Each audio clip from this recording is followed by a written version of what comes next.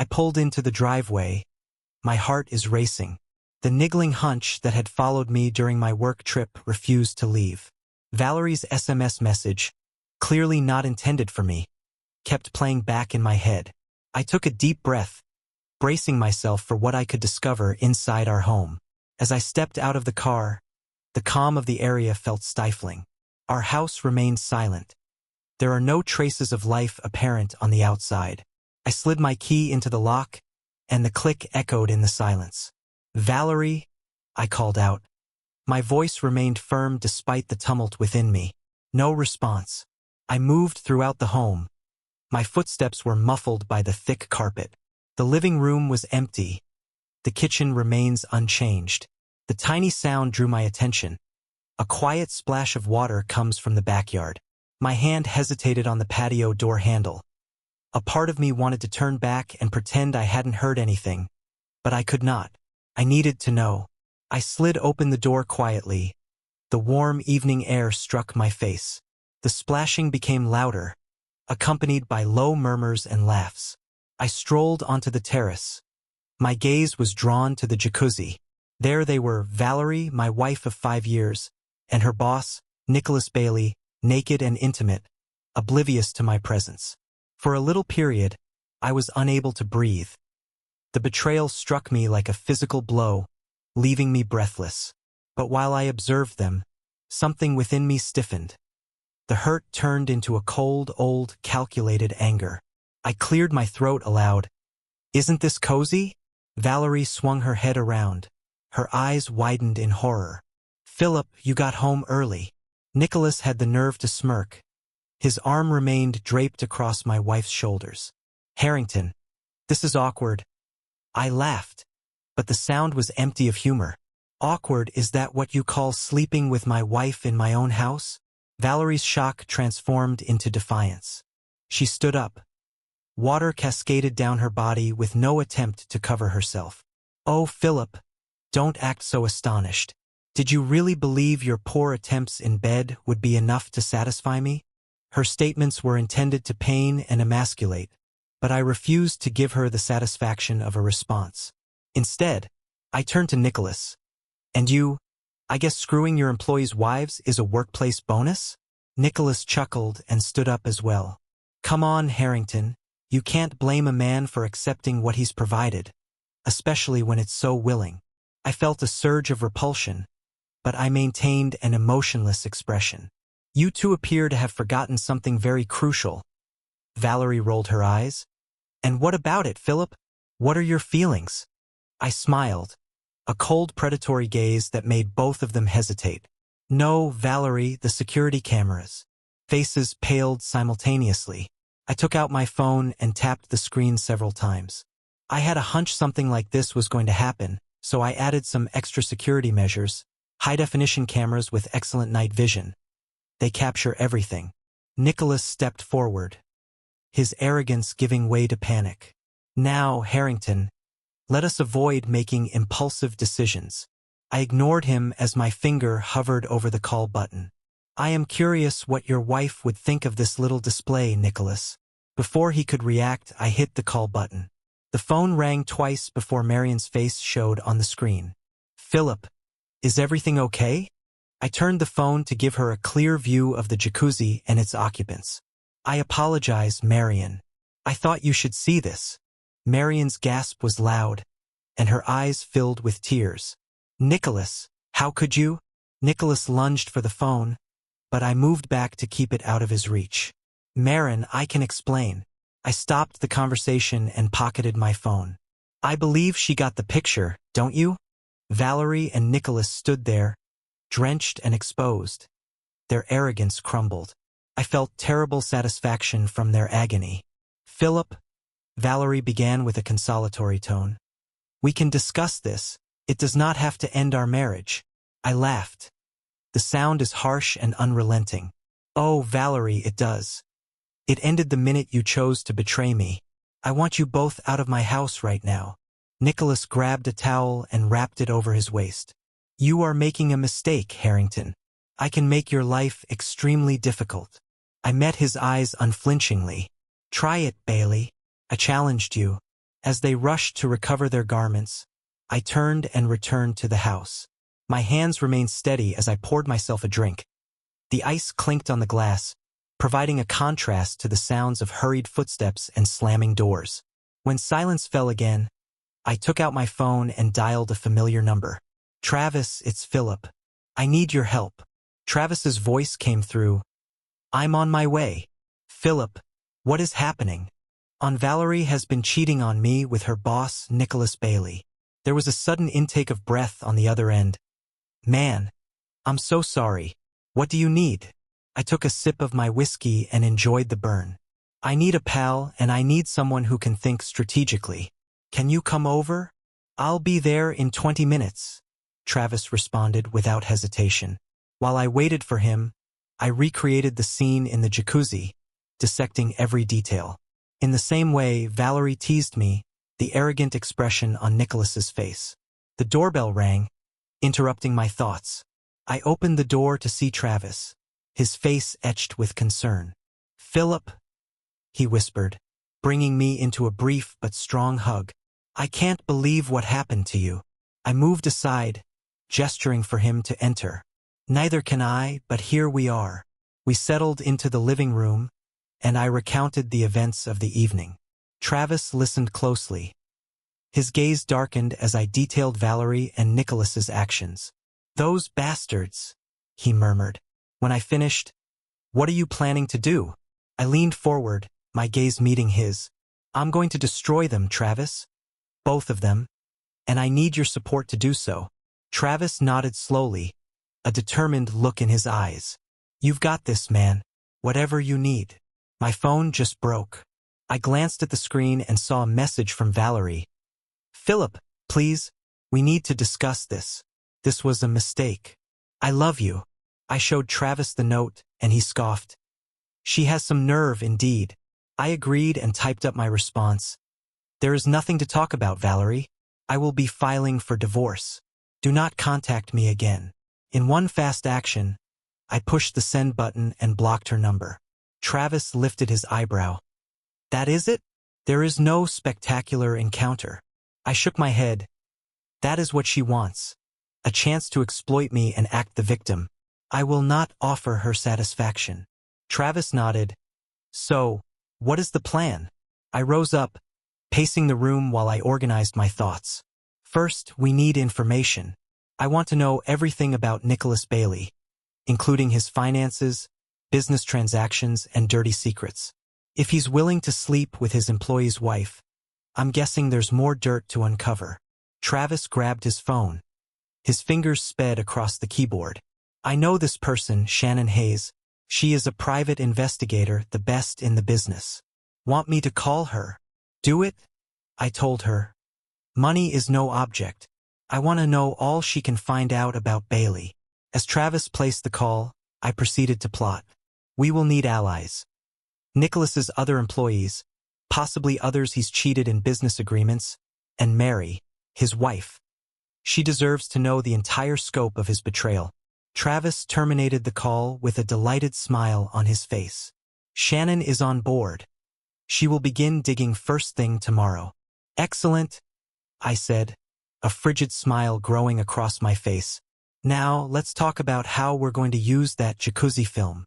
Over the following few hours, Travis and I planned for every move and contingency. By the time he left, the sun had risen above the horizon, but I felt more awake than ever. As I stood in the doorway watching Travis drive away, a sense of serenity came over me. The pain of betrayal was still present. A deep ache in my chest was masked by a steely determination. Valerie and Nicholas believed they could disgrace me, break me. They were about to discover how mistaken they were. I closed the door. My thoughts were already racing with the following steps in my strategy. The game was on, and I planned to win. The house seemed different today, contaminated by the knowledge of what had happened. I went around the rooms painstakingly collecting Valerie's possessions. Each item I touched increased my rage, reminding me of her treachery. My phone buzzed constantly. Messages from Valerie, Nicholas, as well as a few common friends who had somehow learned about the news. I disregarded them all and concentrated on the task at hand. The doorbell rang while I was packaging up Valerie's clothes.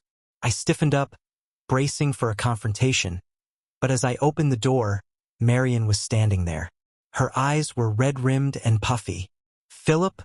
she spoke, barely above a whisper. I wasn't sure where else to go. I stepped aside and let her in. "Come inside, Marin. I'm sorry you had to find out in that way." She nodded and moved into the living room, sliding into the couch.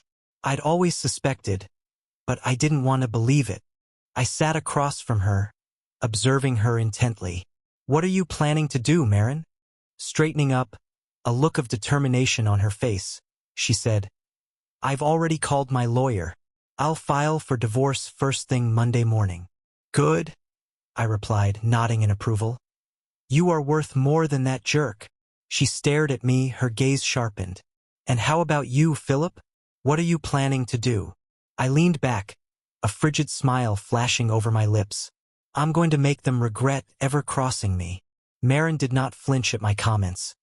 Instead, she leaned forwards, her voice low and powerful. "I want to be involved in whatever you have planned. I want to help." I raised an eyebrow and reassessed her. Perhaps Marin had more steel than I had given her credit for. "This may turn ugly," she nodded, her jaw was fixed. "Nicholas does not get out of this unscathed." There was a bustle outside. I stepped to the window and looked out to find Valerie standing on the front lawn, calling my name. "Philip, I know you are in there, we need to talk." I turned to Marin. "It appears that it is showtime." We stepped out onto the porch together to present a united face. Valerie's eyes brightened when she saw Marin, then narrowed in rage. "What's she doing here?" she spat. I ignored her query. "I thought I had told you not to contact me again, Valerie." Valerie stepped forward, her voice begging, "Philip, please, this was a mistake. I love you. We can work through it." I laughed, the sound rough and uncompromising. "Love me? You have a funny way of expressing it. Was it love when you slept with Nicholas in our jacuzzi? Was it love when you mocked me? They called me pathetic." Valerie flinched. Her facade was disintegrating. I did not mean those things. I was just... Save it." I shut her off. "I'm not interested in your justifications or lies. You made your decision, Valerie. Now you have to deal with the repercussions." "What are the consequences?" she demanded, changing her tone from appealing to defensive. "Philip, you cannot do anything to me. It's your word versus ours." I smiled, chilly and predatory. "Oh, but it's not just my word. Right, there is video evidence. How do you expect your family to respond when they see it? Your friends and colleagues?" Valerie's face lost its color. "You wouldn't dare." "Try me," I challenged. "You appear to have forgotten who I am, Valerie. I'm not a pushover that you can manipulate and trash. Do you want a war? I will give you one." Marion stepped forward. Her voice was solid. "And he will not be fighting alone." Valerie looked between us. Her eyes widened with realization. For the first time, I noticed terror there. "This is not over," she continued, but her tone lacked conviction. I nodded. "You're correct about that. It's merely the beginning." As Valerie went to her car, I turned to Marin. "Are you prepared for this?" She nodded with a fierce spark in her eyes. "More than ready. Let us make them pay." We returned inside, locking the door behind Valerie's fleeing form, but the parts were falling into place. The stage was prepared for what was to follow. Valerie and Nicholas had no idea what was going to happen, but they would find out shortly. They'd realize the full gravity of their error, and I'd be there to see them collapse. 2 days after my argument with Valerie, I sat down at my desk, phone in hand. Shannon Hayes' number glowed on the screen. "Mr. Harrington," I pressed call, determination pouring through me. Shannon's clear voice responded, "I have some intriguing results for you." "I'm all ears, Miss Hayes," I said, reclining back in my chair. "Nicholas Bailey isn't as clean as his public persona implies," Gainan began. "I discovered proof of a fraudulent plan from his early career. He has gone to tremendous measures to hide it." My lips curved into a frigid smile. "Excellent work," Could you please provide me with all of the details? That's already on their way to your email, Shannon responded. What are your next steps? I have some ideas. Keep digging. I also want to know everything about his current business operations. After hanging up, I dialed Travis. He responded on the first ring. Philip, what is the latest? We have dirt on Bailey. I said, I need you to contact several of his staff. Find out who's upset and who he screwed over. Travis gave out a low whistle. You're not kidding around, are you? They brought this upon themselves, I replied, my voice harsh. Are you still with me all the way? Travis reassured me. I'll start calling. As I hung up, a tap on the door interrupted my thoughts. I opened it to find Maren standing there with a determined expression in her eyes. I've been thinking, she explained as she walked in. We need to strike Nicholas where it hurts the most, his reputation. I motioned for her to continue as we moved into the living room. Maren sat down and said, he values his image more than anything else. What if we exposed him to everyone instead of just a few? A gradual smile appeared on my face. What did you have in mind? Maren leaned forward, her eyes gleaming. The jacuzzi video. We send it to his coworkers, relatives, and everyone. It's risky, I thought. We could face legal consequences. Maren said, not if we do it anonymously. I know a technician who can assist us, hide our tracks. I nodded. I am impressed by your initiative. Okay, let's do it, but we have to time it right. Hit them when they're least expecting it. Just then, my phone vibrated with an email notice.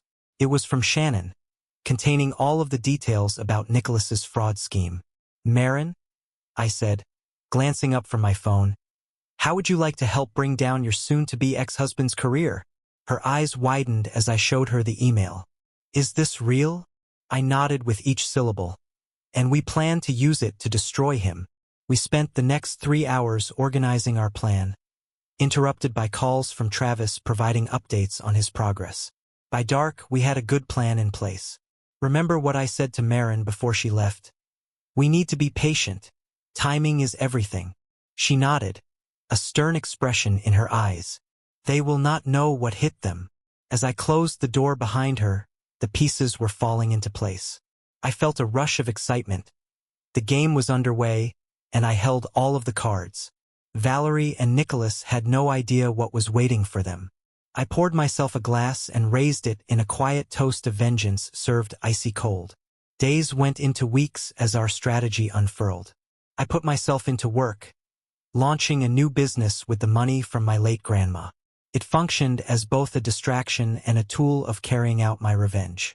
One crisp morning, as I sat in my new office overlooking the city, my phone rang. It was Shannon. Mr. Harrington, she said, her voice full of joy. I've got something major planned. I leaned forward. My interest piqued. What did you find? Remember Bailey's earlier scam scheme? Well, it never truly ended. He has been cooking the books for years, siphoning off firm funds to offshore accounts. A gradual smile appeared on my face. Can you prove it? I have documentation, bank transfers, everything, Shannon responded. It's unbreakable. Excellent work, I said. Send me everything you have. As soon as I hung up, I called Travis. It is time, I told him. When he responded, I told him that we were ready to go. What exactly is going on? He asked. I said, the authorities have received an anonymous tip. Then we sit back and watch the fireworks. Later that day, Marion and I met at a tiny cafe downtown. Her eyes lit up with delight as I told her about Shannon's discovery. So is this it? She inquired, her voice low. Are we really doing this? I nodded. Nicholas Bailey is about to have an extremely horrible day. We spent the next hour discussing the last elements of our plan. Marion grabbed my arm as we were leaving. Philip, she spoke seriously. Thank you for everything. I gave her a slight smile. We are in this together, Maren, until the end. The next morning, I awoke early. Adrenaline was racing through my veins.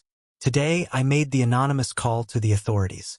My voice was muffled, and I only provided enough information to launch an investigation.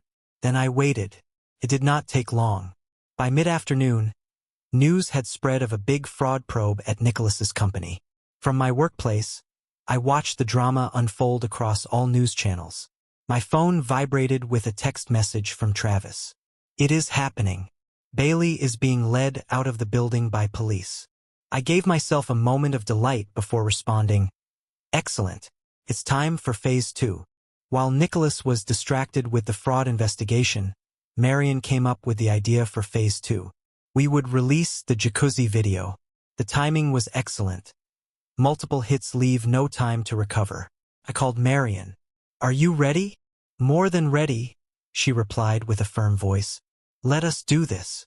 With a few clicks, the film was anonymously distributed to Nicholas, his coworkers, family members, and various gossip websites. The aftermath was swift and severe. By evening, Nicholas Bailey's life had been ruined. Arrested for fraud, publicly humiliated. His reputation was in shambles, and this was merely the beginning. I felt satisfied as I sat in my living room watching the mayhem on the news. Valerie and Nicholas had believed they could break me. Instead, I'd broken them. My telephone rang. It was Valerie. "What did you do?" she shouted as soon as I responded. "I'm not sure what you're talking about," I responded quietly. "Don't play dumb," she hissed. "I know it was you, fraud investigation, the video. It has your fingerprints all over it." I chuckled coldly and mirthlessly. "Prove it." When Valerie spoke again, there was a brief quiet on the other end. Her voice trembled. "Philip, please, we can work it out. I will do anything, anything." I emphasized my voice. "Suffer, Valerie. Suffer as I did when I saw you with him. Suffer knowing that your actions caused this, and know that I'm only getting started." I hung up, interrupting her objections. As I set the phone down, I did not feel any remorse. No second thoughts. They'd made their selections. Now they would have to deal with the repercussions. The game wasn't over yet, but I was winning and planned to see it through to the bitter end. The weeks following Nicholas's arrest were a frenzy of action. As promised, I filed for divorce from Valerie. My lawyers had overwhelming evidence of her cheating. She attempted to fight it, but her attempts were unsuccessful. One sunny morning, I sat across from my lawyer, Robert, as he explained the terms of the divorce settlement. "Philip, Roberts claimed she's asking for half of everything." His tone was unfavorable despite the prenup. I leaned back in my chair, a frigid smile spreading across my lips. "Allow her to try." Robert lifted his eyebrow. "You seem unconcerned about this." "That's because I have all of the cards," I responded. "Show her the evidence that we have obtained, all of it." Robert's eyes widened as he thumbed through the file I handed him. "This is thorough. You intend to use all of this?" I nodded, my determination firm. "Every last thing. I want her to know precisely what she is up against." Later in the day, my phone rang. It was Robert's. "So," I asked, already knowing the answer. "She folded," Robert said with a note of awe in his voice. "Accepted the prenuptial agreement's initial provisions without argument. The majority of your assets will remain in the house." She walks out with barely a suitcase. I gave myself a moment of satisfaction. "Excellent work, Robert. Let's finish this as soon as feasible." As I hung up, my computer pinged, drawing my attention. It was an email notification regarding a property sale. I grinned when I read the details. Everything was falling into place. The following day, I drove to a little area across town. I pulled up to a tiny house. A great cry from Valerie's opulent lifestyle, but it would be her new home since she couldn't afford anything nicer. As I got out of the car, I noticed her observing me through the window. Her eyes were red-rimmed. Her face was pale. Good, let her suffer. I strolled past her home to the one next door. I sold signs and stood confidently in the front yard. My new property. Valerie walked out onto her porch while I was checking the yard. "What are you doing here, Philip?" I turned to her, my face expressionless. "Why, I'm Valerie, your new neighbor. Didn't you notice?" The color faded from her face. "You cannot be serious." "Oh, but I am." I responded, my tone icy. I figured it would be nice to keep an eye on you. Make sure you're adjusting well to your new situation. She took a step toward me, her voice begging. Philip, please, haven't you accomplished enough? I have lost everything. I met her eyes, unaffected by her tears. No, Valerie, you gave away everything the moment you chose to betray me. This is merely a result of your activities. Valerie shouted out desperately as I turned to leave. How about the house? What about our house? Are you planning to sell it? I paused, giving her a wicked smile. Oh no, I am keeping it. In fact, I'm considering adding a new jacuzzi. What are your thoughts? The sight of complete anguish on her face was all I needed. I got into my car and drove away, leaving Valerie standing devastated and alone. As I drove home, I considered the next phase of my plan, a billboard. It was extreme, maybe even cruel, but when I remembered Valerie's ridicule and Nick's smug expression, I felt my resolve grow stronger. They had not shown any mercy. Why should I? I turned into my driveway. The home looming ahead of me, our residence. This is my house. Currently, as I came inside, I felt a sense of calm come over me. The demons of betrayal that had plagued these halls were dying, replaced with the satisfaction of revenge well executed. My phone vibrated with a text message from Travis. How did things go with Valerie? I smiled as I composed my response. Flawlessly. She is broken, but we are not finished yet. Travis replied shortly, a billboard. I confirmed, the billboard. It's time to ensure that they never forget what they did. I laid my phone down. I surveyed the vacant house for the first time since that awful night. I felt completely at peace. Valerie and Nicholas had attempted to destroy me. Instead, I had emerged from the ashes of their betrayal, stronger and more determined than before. The game hadn't ended yet, but I was winning, and I planned to enjoy every second of it. The early sun created long shadows across my grass as I stood on the porch, coffee in hand, watching the installation crew work. The billboard was enormous, filling the space between my new home and Valerie's modest apartment. As the workers raised the image into position, I experienced a flush of frigid contentment. Travis approached in his car, stepping out with a low whistle. Damn, Philip, you were serious about going big, he said. I turned to him with a smile on my face. Go big or go home, right? He joined me on the porch, looking at the advertisement. Are you sure about this? It's fairly intense, he asked. Absolutely, I responded without hesitation. They made their decisions. They now have to live with the consequences. We watched the technicians finish securing the photograph. A high-resolution image from the jacuzzi. Valerie and Nicholas were captured on video at their moment of treachery, which is written in bold letters underneath. Remember this. How long till Valerie sees it? Travis inquired. And as if on cue, a scream rang out from next door. We turned to see Valerie stumble out of her house, her eyes wide with dread as she noticed the advertisement. Philip! She screamed and stormed towards us. What the hell is this? I slowly sipped my coffee. Good morning, Valerie. I see you have spotted the new addition to the neighborhood. She approached the boundary of my property, her face distorted with fury and humiliation. Take it down now. I'm afraid I can't do that, I said calmly. I own this property. Thus, I can do whatever I want with it. You cannot do this, she yelled, her voice cracked. It's illegal. Travis walked forward, his voice quiet but firm. Actually, it is not. We checked. As long as it is on private property and does not include blatant nudity, it's completely legal. Valerie's eyes flashed between us, despair etched on her features. Philip, please. I understand I have harmed you, but this goes too far. I placed down my coffee. Too far? Was it too much when you mocked me in our home? You breached our promises without thinking twice. Oh no, Valerie, this is far enough. I will sue you, she threatened weakly. I will find a method to get you to take it down.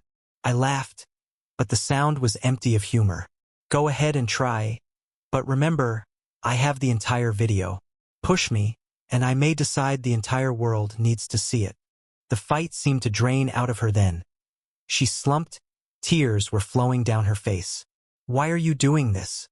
Haven't I lost enough?" "Not nearly enough," I responded harshly. "You took everything from me, Valerie. My trust, love, and future. Now I am taking everything from you. Your reputation, comfort, and peace of mind. Fair is fair." She opened her mouth to reply, but I shut her off. "Save it. I am not interested in your excuses or tears. You made your bed. Now lie in it. Every day you peek out the window, I want you to remember what you threw away." With that, I turned away from her and entered the home, Travis following closely behind as I shut the door. Valerie's cries faded into the background. Travis gazed at me with astonishment and anxiety. "That was freezing, dude, effective but cold." I shrugged. "I'm pouring myself another cup of coffee. They brought this upon themselves. I'm just making sure they never forget it." As we relaxed into the living room, my phone buzzed with a message from Marin. "Just drove by the billboards. They're wow. How is Valerie taking it?" I smirked while typing my response. "About as well as one would anticipate." Her reaction arrived shortly. "Better than ever. Nicholas called yesterday and begged for another opportunity. I told him he should enjoy prison." I showed Travis the note, and he grinned. "Your plan appears to be working perfectly." "It's not over yet," I explained. "My mind is already racing about the next steps, but we're getting there, one day at a time." As Travis left, I stood by the window, observing Valerie's house.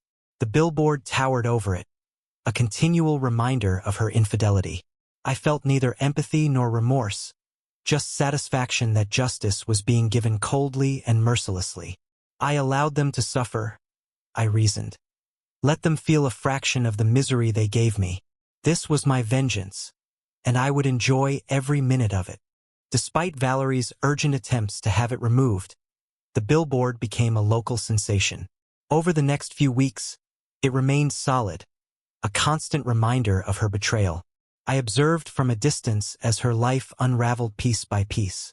One lovely afternoon, as I was leaving my workplace, I literally ran into a woman carrying a stack of paperwork. "Oh, I'm very sorry," she exclaimed, scattering papers over the floor. "No, that was my fault. I didn't look where I was heading," I said, as we both knelt to assist her gather them. As we stood, our gazes connected, and I felt a sudden jolt. She was stunning, with gentle eyes and a pleasant smile.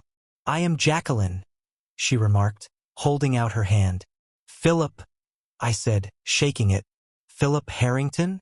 The one who discovered the massive fraud case." Her eyes expanded slightly. I nodded, amazed at her recognition. "That is me." "Wow," she exclaimed, her smile broadening. "I've been watching the case. What you accomplished was outstanding." We ended up getting coffee. Our talk flowed easily. For the first time in months, I found myself truly enjoying someone's company. As we parted ways, Jacqueline hesitated. "This may sound overly forward, but would you like to have supper sometime?" I was taken aback. Valerie's betrayal came flooding back to me, but seeing Jacqueline's open, honest expression, I made a decision. "I'd enjoy that," I spoke, surprising myself with my sincerity. Over the next 2 weeks, Jacqueline and I became closer. She was everything Valerie was not: considerate, supportive, or sincerely interested in my opinions and feelings. One evening, as we walked across the park after supper, Jack looked at me. "Philip, may I ask you something?" I nodded curiously. "About the billboard, I know the story behind it. Are you okay?" I remained silent for a bit while analyzing her question. "I am now," I eventually said.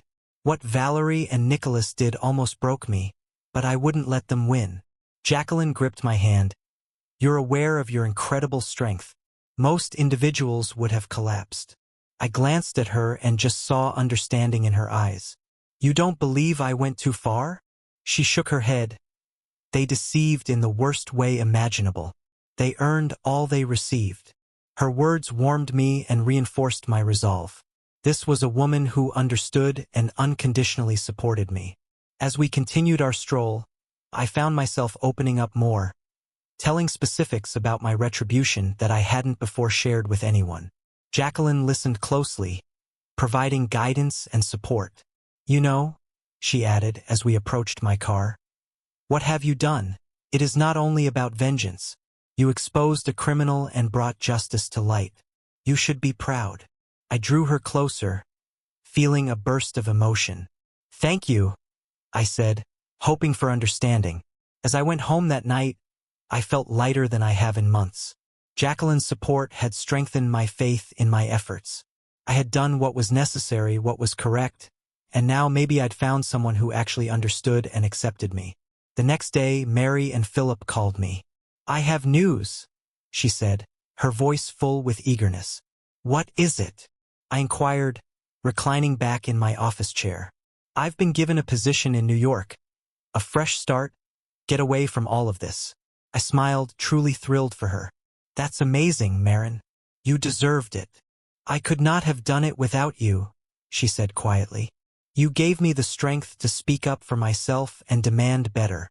As we talked, I understood how far we'd come, from being shattered, betrayed individuals to becoming stronger, more resilient versions of ourselves. Will you keep the billboard up? Marin asked. I chuckled, sensing a note of mischief in her words. Absolutely. It's become quite a local landmark, you know?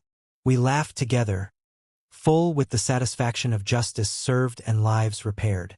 As I hung up, I peered out of my office window into the city below. For the first time in a long while, I felt completely at peace. Valerie and Nicholas were paying the price for their betrayal. Marin was on to bigger and greater things, as was I.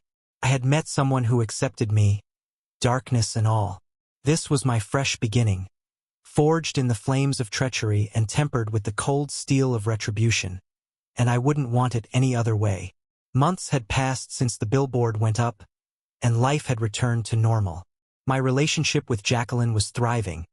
My business was booming, and the continuous reminders of Valerie's betrayal had subsided into a dull ache.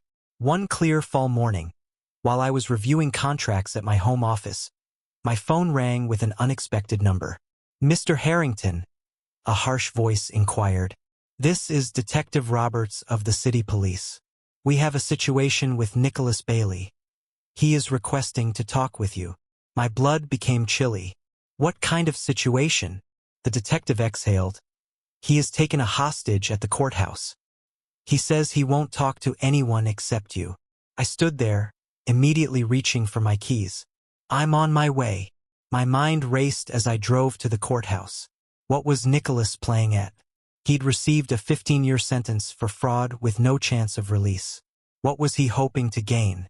The situation in the courthouse was chaotic. Police cars, ambulances, and news vans crowded the scene. As I approached the police line, Detective Roberts rushed over. Mr. Harrington, thank God you are here. Bailey is becoming more unstable by the minute. I nodded. What does he want? The detective spoke plainly. He says he will only free the captive if you step inside. I took a big breath and weighed my alternatives. Okay, I'll do it. The detective's eyes widened. Mr. Harrington, I cannot ask you to put yourself in danger. I met his stare steadily. You aren't asking. I am offering. This concludes today. Following a brief dispute and a quickly signed waiver, I was equipped with a bulletproof vest and a wire. Remember, Detective Roberts replied as he examined the wire. If things go wrong, we'll be there to listen. Use the code word checkmate, and we'll come in. I nodded, bracing myself for what was coming. As I reached the courthouse doors, I heard a familiar voice say, Philip, wait. I turned to see Jacqueline pushing through the crowd. Her cheeks turned pale with worry. What are you doing here? I inquired as she approached me. I heard on the news, she replied, clutching my arms. You can't go in there. It is too hazardous. I kept her face gentle. I have to. This is my mess to tidy up. She looked into my eyes for a time before nodding. Okay, but promise to be careful. I promise, I said, kissing her briefly before returning to the courthouse. As I entered the building, an unsettling silence surrounded me. My footsteps echoed in the empty hallway as I approached the courtroom where Nicholas was holed up. I pushed open the door to see Nicholas pacing feverishly. He held a gun in his hand. A terrified court clerk was cowering in a corner. His eyes were wide with fright. "Nicholas," I spoke quietly, grabbing his attention. "The world will face me." His eyes were wild. "Harrington, you actually arrived." I spread my hands to show that I was unarmed. "I am here now. Let the hostage go." Nicholas laughed, a rough and terrible sound. "Oh, it isn't so straightforward, you see. You have ruined my life.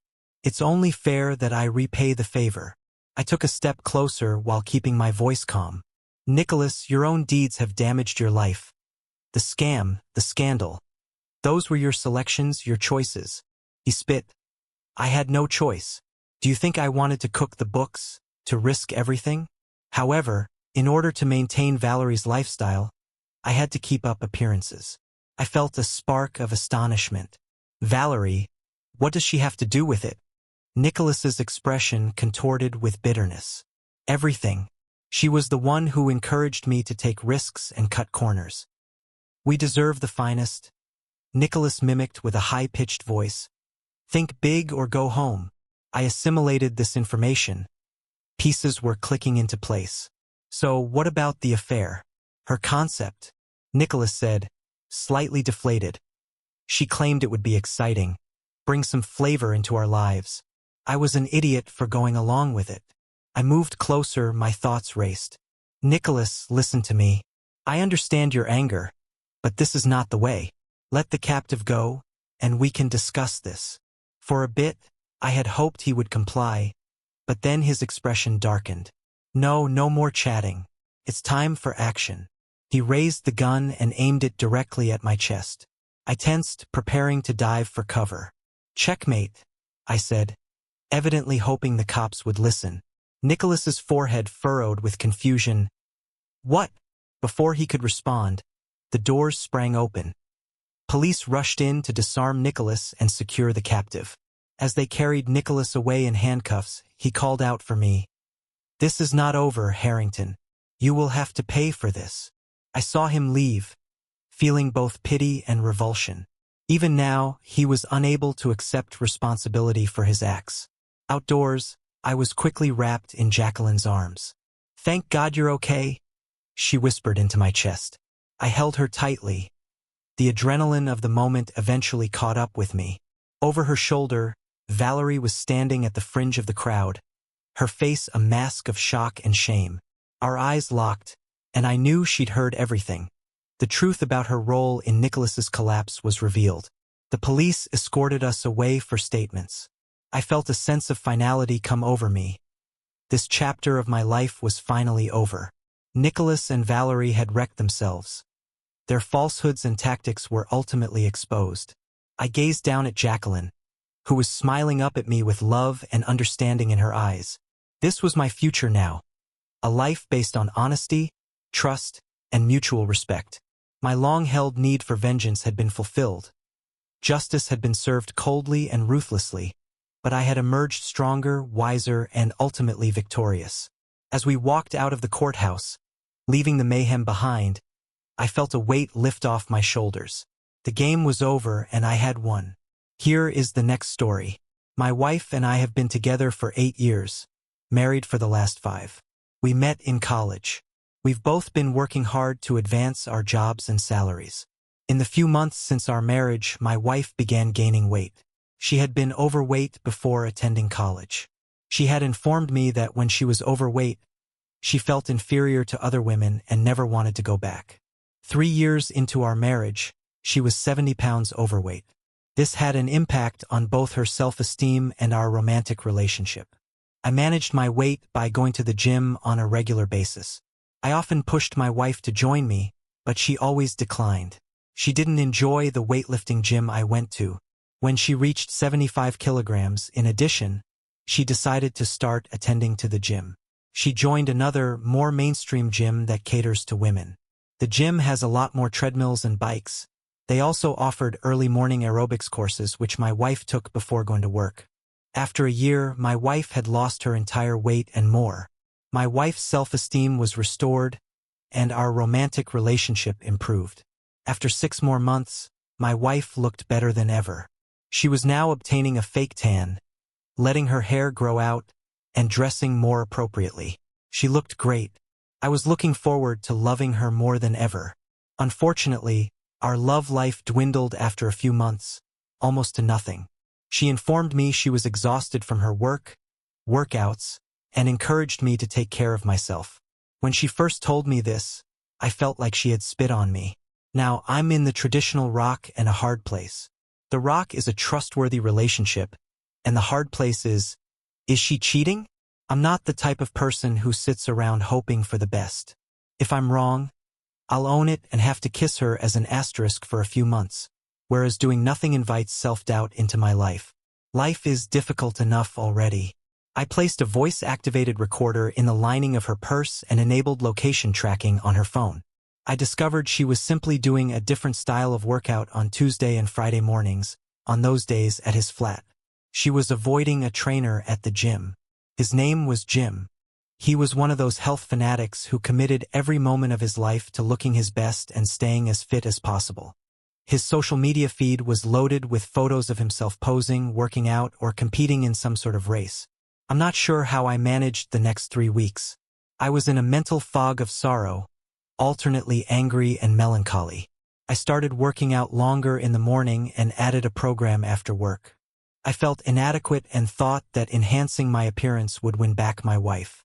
I cleaned up and gained muscle, but my wife was still in the affair fog. She didn't see how ripped I'd gotten. She didn't realize how depressed I was.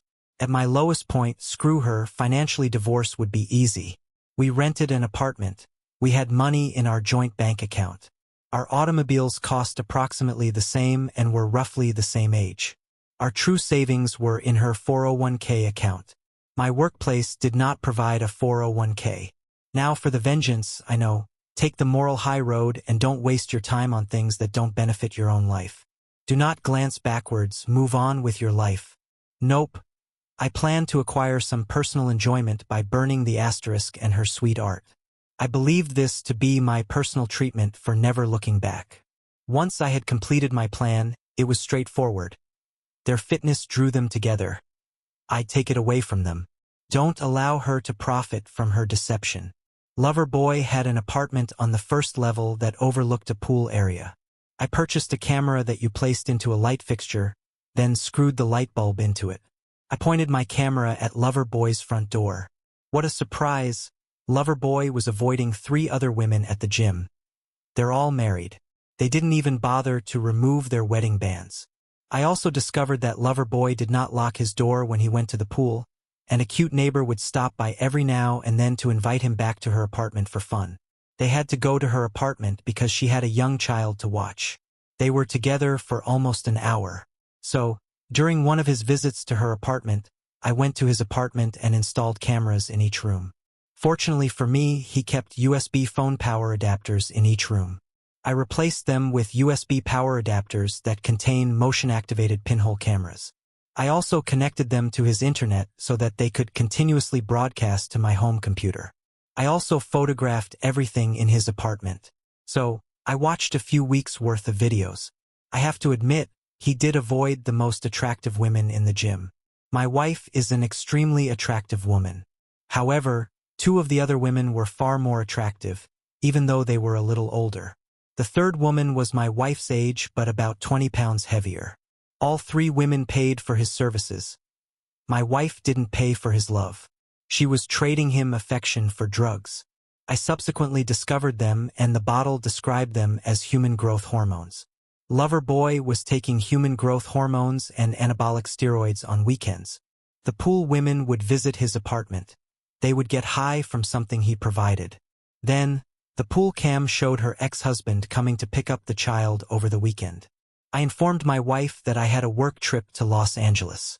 Then I rented a car and drove down to Tijuana. I hired a hooker for the day. My objective was to acquire her many doctors' prescriptions for birth control pills.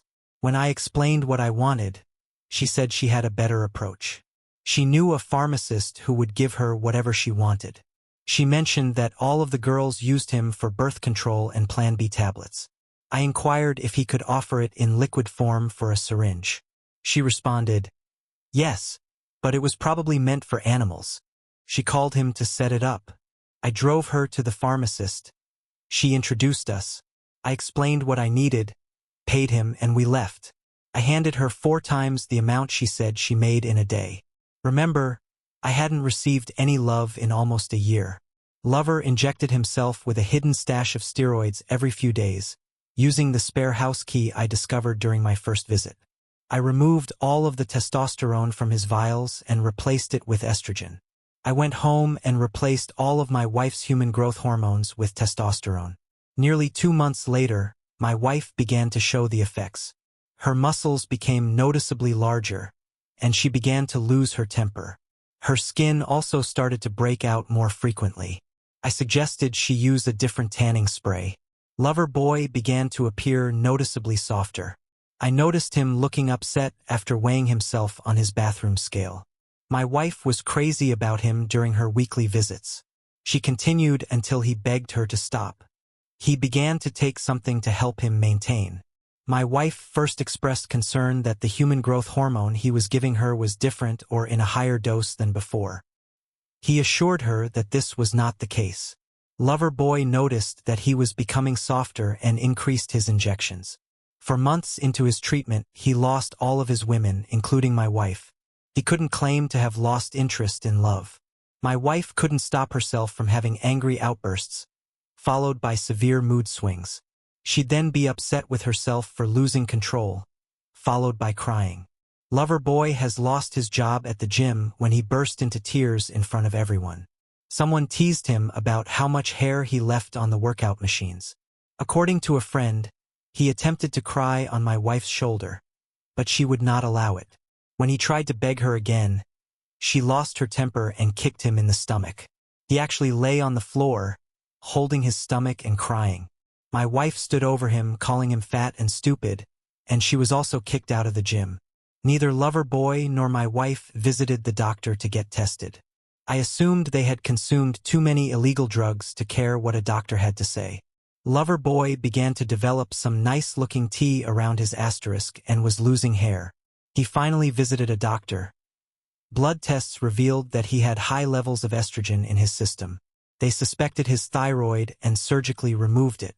He will be taking hormone treatments for the rest of his life. My wife joined another gym but didn't put in as much effort. She seemed to have lost motivation. Her lover regained all of her weight, began losing her hair, and developed an acne rash across her entire back, just like an asterisk on the thighs and face. Now she begged me for love. I told her that I would not fall in love with her until I was certain that her rash was not contagious. I hadn't slept on the same bed with her in months. My wife finally visited a doctor. By this point, the drugs had worn off. My wife was scheduled for an allergist appointment, and the doctor gave her some pills to help with her depression. My wife's emotional state had reached a low point. The next morning, there was an envelope in the front seat of my wife's car. Inside, there was a voice recorder, 2 photos, and a note. The first image depicted Jim abandoning my wife. The second image depicted my wife injecting herself. The drug label was clearly visible on the drug container on the table beside her. The letter stated, "I knew you were having an affair with Jim. I have video and audio recordings. I'll give you instructions to leave me $10.20, or I'll go to your husband with the adultery evidence and the police with the illegal drug evidence. I'll contact you later about how to get the money." My wife was listening to the tape in our driveway as I peeked out at her. She heard the sound of her and Jim making love. There was also a conversation in which my wife told Jim that I was a fool. I could tell she was shocked when she heard the AP. The shock was soon replaced by anger. My wife started her car and took off. I observed her. She was heading straight to Jim's apartment. While watching the pool camera, I noticed her dog at Jim's door. When he opened the door, she jumped on him and began to hear an asterisk rap from the recorders in his apartment. "Jim, what exactly is wrong with you? Wife, you are attempting to blackmail me. Jim, you worthless piece of excrement." "I'm trying," said the wife. "What?" Blackmail me or you? You'll tell my husband and the police about my drug use? Jim, why in the asterisk LHL would I do that? I have more to lose than you if it came out. Wife as asterisk Cole, you do not have a wife to lose. Jim, the drugs, I could go to jail for the drugs. My wife stopped talking and held out the letter. Jim, read the letter, she said. I should be sorry this is happening to you, but it is not me. In fact, I was just packing the last of my things. I am moving back in with my mom and dad till I can find a job and get healthy again. He handed her the letter. My wife finally noticed most of Jim's things were gone or in boxes. She then noticed that Jim had 2 black eyes and a cast from his right knee down. My wife, what the H*L happened to you, Jim? Your husband is not the only husband upset with me, said my wife, glaring at Jim. What do you mean, Jim? There are 3 other husbands who keep me up. My wife screamed. You were ducking 3 other women while you were ducking me? Jim remarked, I'm sorry, and started to cry. Wrong answer, my wife said, grabbing his shirt and shot him hard in the nose, breaking it. Jim slumped backwards into his as an asterisk, leaving my wife peering down at him, still holding his shredded t-shirt in her hand. Wife, I told you you were a fat, stupid asterisk. If I find out you have anything to do with this, she said, throwing the paper at him, I am going to cut off and make you eat it. Jim sat on the floor crying as my wife rushed out the door. That night after work, I could see my wife was angry. I didn't utter a word. I left another letter in her car, ordering her to put the money inside a gym bag and leave it in the trunk of her car when she was at the gym that day. When she got out from the gym, the bag was gone, and in its place was a cell phone with a voice disguising device. I called my wife the next day and told her the $10,000 was only a test. I would leave you alone if you would cash out her 401k and give the money to me, I said. She lost her temper and told me she would never do that. I thanked her for the $110,000 and wished her a happy divorce, I told her. Facing legal penalties and exposing her true character, following our failed negotiations, I sent her one of the videos, and she eventually gave in. Took her a month to withdraw the money. I told her to leave the money in her husband's trunk, and I'd get it while he was at the gym that evening. I told her that she would never hear from me again, especially since she had run out of money. According to her GPS, I noticed she was trailing me. I noticed she was parked down the street, keeping an eye on my car. I purchased a case of protein powder, handed the trainer my car keys, and instructed him to place it in the trunk of my car while he did so. When I returned from the gym that evening, I watched her sneak out and check in my trunk. The protein box was there, but the money was gone. A few days later, I brought her to an expensive restaurant to celebrate our anniversary. During cocktails, men must wear jackets and ties, while ladies must wear dresses. I served her divorce papers along with images from her affair. Her first query was, "How did you get these?" I told her, "I found them on my front seat after going to the gym." She began crying and told me she loved me and that we could work through this. I told her that the evidence suggested she had been avoiding him for about a year. I'd also heard some of the terrible things she'd said about me. I had even heard she planned to take all of our money and leave with him. She cried and promised to be the best wife a husband could ask for. What I told her quietly was, "That's what got us in this predicament. You've shed weight and improved your attitude, and what have you done with it? You avoided me. Now you're back to being a big, depressed asterisk, and I'm supposed to accept you back." I paused for a few moments and stared at her. "You're just overweight and foolish." She sat motionless as my words bounced around in her thoughts. She recognized them but couldn't recall where she'd heard them previously. Then there was recognition in her eyes. She blew up, huge as one could imagine. She cried loudly, "You son of a bitch! I'm going to kick you," as she hurled her drink at me. Pulling away from the table and wiping my face, I unintentionally pushed the table into her stomach. She viewed that as an insult. She snatched up her salad and flung it at me. She immediately grabbed a steak knife and lunged over the table, attempting to plunge it into my chest. The tip of the knife slashed through my jacket. I was backpedaling quickly, and she was following me. Fortunately, She used the conventional overhand stab and I was able to grab her arm. 2 waiters then assisted me in wrestling her to the ground as she yelled that she was going to murder me. We were able to get the knife away and her onto her stomach on the floor. The 2 waiters sat on her back until the cops arrived. When the cops arrived, she was still furious. When the waiters got off her back, she surprised everyone by springing up and attempting to stab me again with the knife she had been lying on. The police tasered her, handcuffed her, and took her away. When the police questioned me, I briefly mentioned that I had issued her divorce papers for adultery. I informed them that I began recording everything after she began ranting at me. I didn't tell them I started it immediately after my fat foolish statement. After watching the movie, they requested that I provide them a copy. Then they left. The final update. The video proof of the restaurant brawl and her attempt to murder me earned her some jail time. That, together with her evidence of adultery, helped me get a favorable divorce settlement. In fact, I received everything of the cash and assets save her automobile.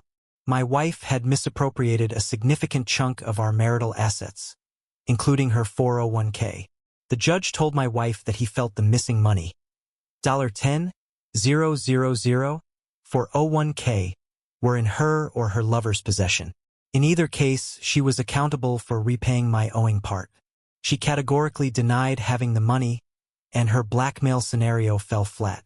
She even tried to blame me for orchestrating it, but she just had accusations. She had to give me alimony for 5 years to make up for the loss from her theft. As for me, I had a fantastic weekend in Las Vegas and, amazingly, won about as much as my wife had stolen from me. After paying the tax on $10,000, the $401 came out. I was able to reinvest the funds in my own long-term retirement account with my ever-improving salary and 5 years of alimony. I was able to purchase my own condo and a pair of really excellent cars. And I still wonder why individuals are so stupid as to breach the confidence of the one they love and trust the most, only to expect that person not to betray them in return.